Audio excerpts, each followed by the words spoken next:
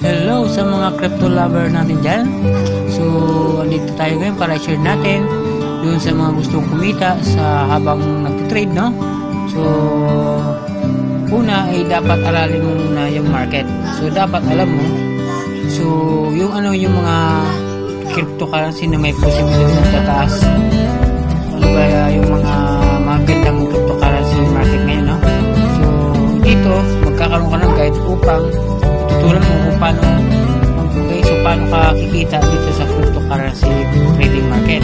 So, una, dapat alam mo yung papasukin mo para iwasan yung pagkalugi o bumaba yung value ng na-invest mo. Okay, so, mayroon dito, dapat alam mo yung mga company na emerging o yung mga cryptocurrency at tataas yung value. So, dapat alam mo lang. So, I suggest na ikaw na nanonood ngayon, tapusin mo yung video na to at paki-like naman ng video and then please subscribe the notification bell para every time na nag-upload tayo na update para sa mga update na nangyayari ngayon sa cryptocurrency market. Okay, so una mayroon tayo dito pwede kang bumili kay Bitcoin, kay Ethereum, Cardano, kay Binance, Tether, Polkadot, XRP, Litecoin, Chainlink, and Stellar. So sila, ito yung mga top performer for today. Okay, so si Bitcoin tumaas siya ng 6.04%, Ethereum 11.42%, si Cardano bumaba siya ng 1.10%, Binance Coin 16.95%. So maraming iba, so pwede mong i-research yan.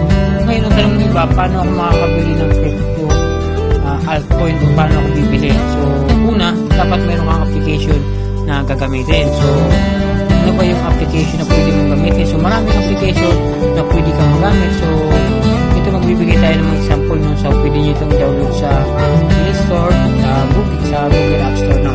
So una, pwede kang gumamit ng Coins.ph. So kung wala kayong Coins.ph, download nyo na siya. At the same time, fill up lang kayo, sign up kayo sa mga requirements na hinihingi niya.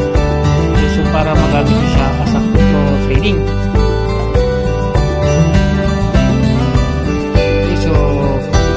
Kapag download na kayo, so ganyan yung itsura niya, Coins.ph. Okay, so lahat ng mga requirements kailangan na makapag-comply kayo para magamit mo siya. Okay, so madali lang yan dahil mga ID lang naman ang hihingin. Okay, so para ma-verify ang inyong account sa Coins.ph. So pag nagawa nyo na yan, okay, so waiting lang tayo, medyo medyo mahina yung connection natin, no? Okay, so antay lang guys. So pag nakita nyo na yan, makikita nyo dyan paano ba ako makakabili ng crypto. Actually meron itong 4 na coins na pwede nyo bilhin. Pwede sa Bitcoin. Okay, so yan, click natin Bitcoin. Pwede sa Bitcoin Cash, XRP, Ethereum. Okay, so paano ka makakabili? So una, dapat meron kang laman. So may laman yung account mo. So pwede kang mag-cash in dito. Click mo cash in. And then mamili ka na lang sa Palawan, Employer, Union Bank, Western Union, and Metrobank via Instapay. So yan ang mga pwede kang mag-cash in dyan. So kung nakapag-cash in ka na, gagawin mo lang, no? So balik ka dito, click mo ulit yung crypto, and then ngayon mamimili ka, or make sure na napag-aralan nyo kung ito bang cryptocurrency na pipili nyo ay tataas ba siya, o bababa, o hold ka naman, or depende naman sa'yo kung i-hold mo siya. Crypto holding ang tawag siya. So bibili mo siya ngayon, aantayin mo magtaas, saka mo siya bibenta, no? So for example,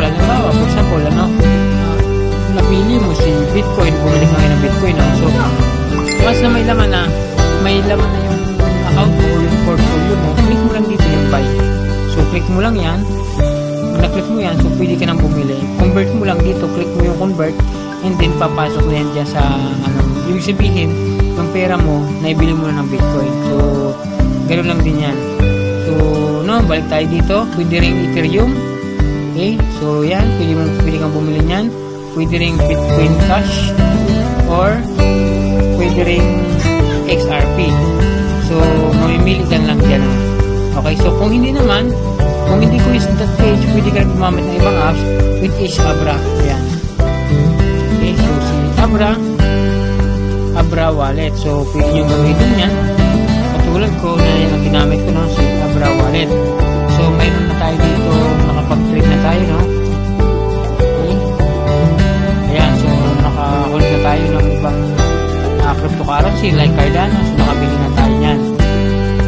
paano naman bumili? So, una, download mo muna si Abra Wallet sa Play Store o Google, no? So, sa other App Store para magamit mo siya. And then, sign up ka lang, record mo lang o magpasa ka lang ng mga requirements na hinihingi niya.